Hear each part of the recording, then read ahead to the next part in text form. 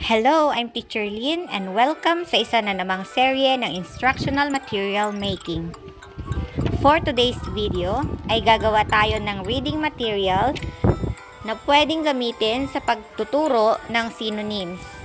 Ito ay tinawag kong spin and pair me.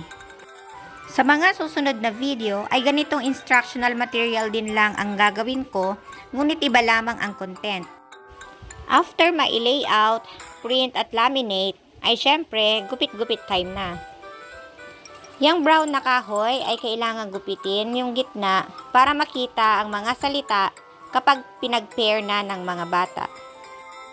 Kapag na-laminate na, ay kahit hindi na alisin yung nasa gitna niyang brown na kahoy dahil clear naman.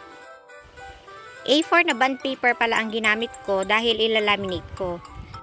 At para iwas hassle na sa paggupit ng mga laminating film, ay bumili na ako ng A4 size na laminating film sa Shopee. After ma-laminate, ay syempre, ito na naman ang gupit-gupit time. Kapag nagupit na, ay ayusin lang ito sa ating board. Yan, tansya-tansya lang po. At ayan, meron na naman tayong isang instructional material.